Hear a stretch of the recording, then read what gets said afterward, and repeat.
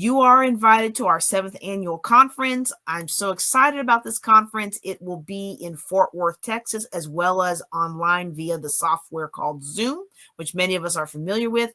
It's going to be a Wednesday through Friday experience, and we have a schedule I'll tell you about here just in a second. But if you look at my slide that I've got for you, we are starting off with something we've never done before. We are participating in the historic Walk with Opal Lee. That's going to be 9 o'clock that morning of Juneteenth. She is the grandmother of Juneteenth and is the main ringleader of the advocacy effort to make Juneteenth a holiday. Okay. And so Dr. George Fraser will give our opening keynote at 11 o'clock that day.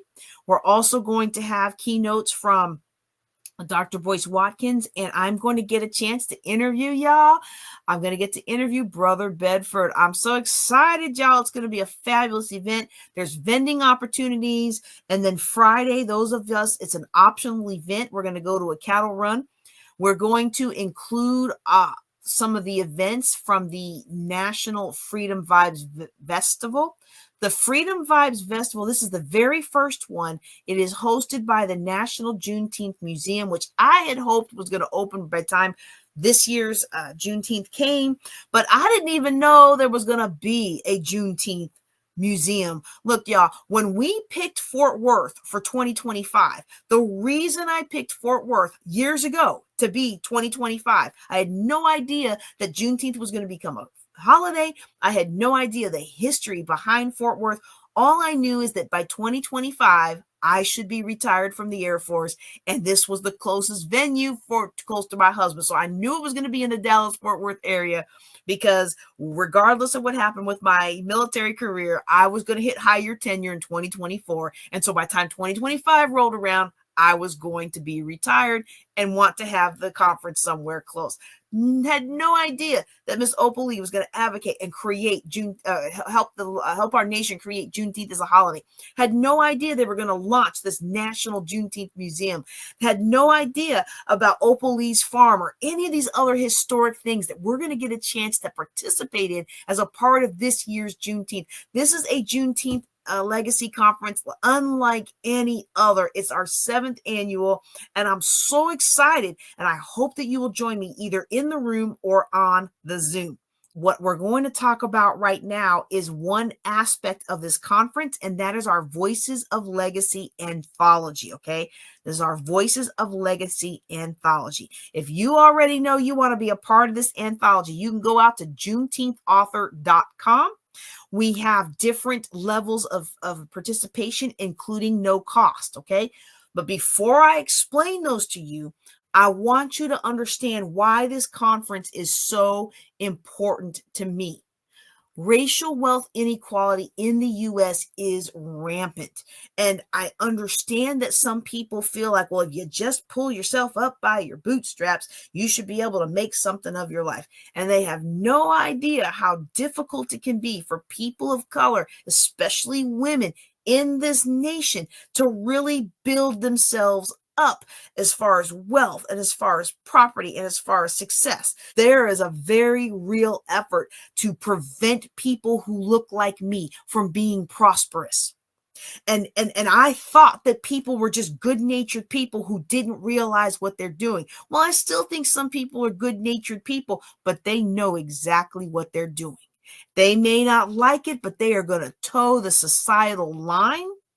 And if that means preventing people who look like me from getting ahead, they are going to prevent people who look like me from getting ahead. So what does that mean to me? Are you trying to tell me that I'm making it all about race? Oh, are you trying to tell me stop making excuses? Well, are you trying to tell me just do my hair, pull up my pants, be to work on time, and pull myself up by bootstraps? Let me tell you something. In most of my military career, people did not know I was Black unless I told them. So don't even come at me with that, because I heard what you said when you didn't know I was Black. And you are never going to make me think that most people don't know the shenanigans and the games that are played against people of color in this nation. So don't come at me with that. In this economic time, it is becoming increasingly harder for people of color to do what they were supposed to do. And in fact, with this Juneteenth conference, our original venue, I'm going to talk more about this when it comes to the speakers, but with our original venue was government sponsored. So I wasn't going to have to pay for the venue. So we weren't going to have a cost share with the speakers this year because we weren't going to have to pay for the venue. I mean, I'm trying to make money, yes, but I'm more importantly trying to have the conversations. And the conversation was more important to me than putting money in my pocket. Because I consider this my give back.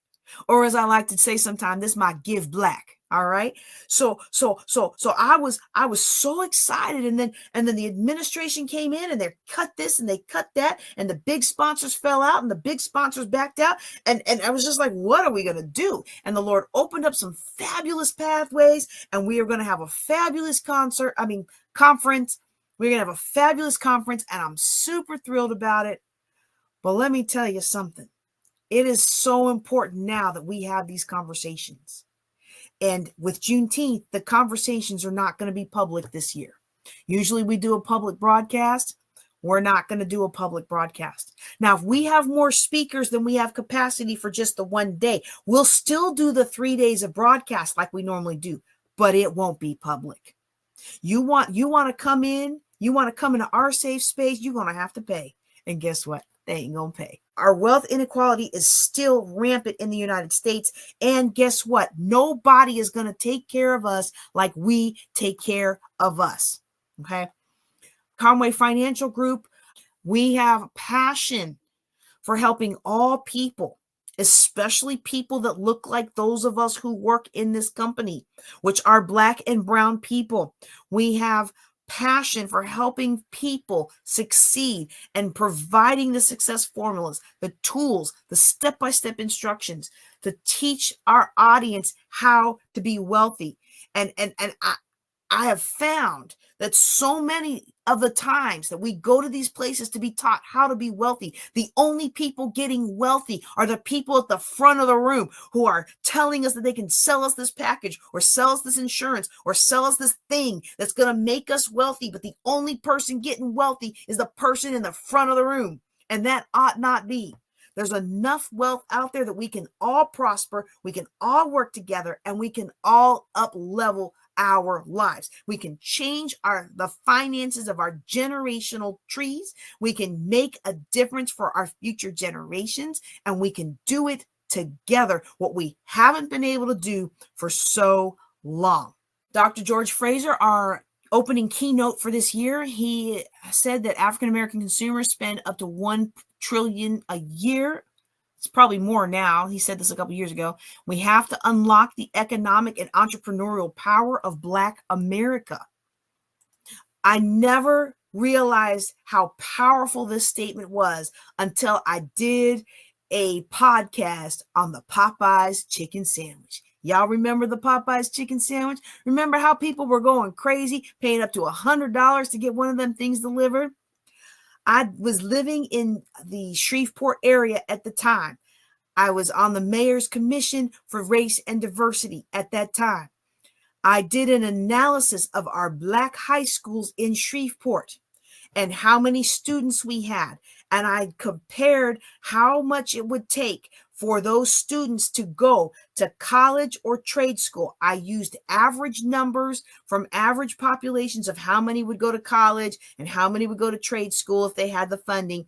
And I calculated out for every one of them. I put every one of those students in a bin. They're either going to college or they're going to trade school. And for the cost of one Popeyes chicken sandwich, for the cost of one Popeyes chicken sandwich, for every single Black adult in Shreveport, Louisiana, we could have sent every one of those children to college or trade school, a college at a state school or trade school right there in Shreveport. Every single one of those graduating high school seniors from the 4 Black at that time Shreveport high schools could have gone to college or trade school if every Black adult in Shreveport, I'm not even asking everybody else. I'm not asking the people from India. I'm not asking the people from Mexico. I'm not asking the people from Japan. I'm saying if you are Black, if you are African American, one Popeye's chicken sandwich per person. Invest that, and you could, off of the proceeds, y'all. In economic terms, they call the amount you invest the corpus, and the rest of it is your earnings or your interest that you get from that. You wouldn't even have to touch the original amount, and you could send all of those kids to college or trade school. I did that analysis. I did that financial analysis. I did those calculations based on the population of the city of Shreveport.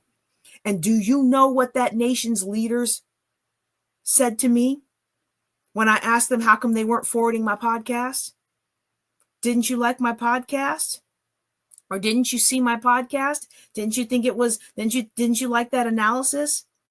Over and over and over again, I was told, no, we don't want the people to see this. We don't want the people to think they have an opportunity to band together and make a change. Broke my heart.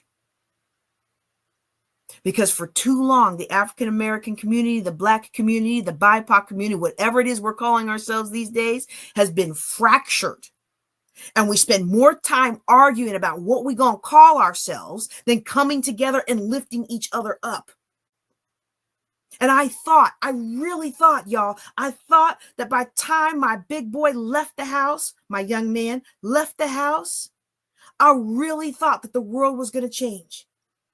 Because I don't know about y'all, but when I was young, we marched and we signed petitions to free Mandela. That's what we did when I was in high school. And white people and Black people linked arms together about ending apartheid. And guess what? He was freed. And guess what? He became the leader of South Africa. And we did a thing in our teens. We were part of a movement. And I would have thought that this being my 50th, this being the month I turned 50, I really thought that my young man who's off on his own now wasn't going to have to deal with all of this. But yet the landscape for people of color who want to build wealth in this country is worse than it has ever been in my lifetime. All of that fighting Jim Crow that our parents did, all of that tearing down, all that marching in Selma, all this, and all this, that, was to give me a better opportunity, was to give you a better opportunity. I don't know how old who's watching me is, but for most of us, we are the recipients of their labor, their marching, their effort. And here we are in a world that's trying to strip so much of that away. And then you peel back the curtain and you realize we never really had a whole lot of it to begin with. We were placated with handouts and other things that were supposed to help us, but somehow destroy our families. We had all these, we bought into this war on drugs that really turned into pipeline to prison system. I could go on and on and on, but if I do, I'll never finish the author update. You can tell that this is real to me. And if it's real to you, I'm asking you to be a part of helping me make this conference the most powerful, the most impactful, the most effective thing it has ever been to up-level the lives of African Americans, of Black Americans, of BIPOC in this era. We need you. I can't do it on my own. I've got the platform, but I need your voice. I've got the anthology, but I need your writing. I've got the space, but I need your presence. I need your energy. I need your care. I need that you want to be a part of something bigger so that, 20 years from now, 40 years from now, my grandchildren, your grandchildren have a better world than what we have. Oh, y'all. I'm going to get back to my slides now. So this event is designed to educate, because some of the things that I just told you, people my age, we get it. People older than me, they fought for it, so they definitely get it. But I have found, and honestly, when I was younger, I didn't understand either. But I have found that the younger generations don't always understand it. So part of this is educating. See, what happens to a lot of us is we think that we just aren't working hard enough, or we're just not good enough, or we're just this, or we're just that. No, it's systemic. So we have to be educated about what's going on so we can recognize what's going on. And then once we are educated about what's going on, we need to really talk about the real solutions. And some of those solutions are unsavory. Like, I'll never forget when my first business coach told me to take my picture off my website. He said, people don't want financial wisdom from a young Black woman. They want it from an old white guy. And I was mad. I was so mad. But I took my picture off my website and my conversion went up 400%. Now, I hope that everybody doesn't have to do that, right? But there are very real solutions and ways to get around some of these biases in our culture. And nobody's going to just broadcast online because we don't want to get canceled. We don't want to get shut down. We don't want to get hit with fines and other issues. So you want to be in this space to have real talk about real issues.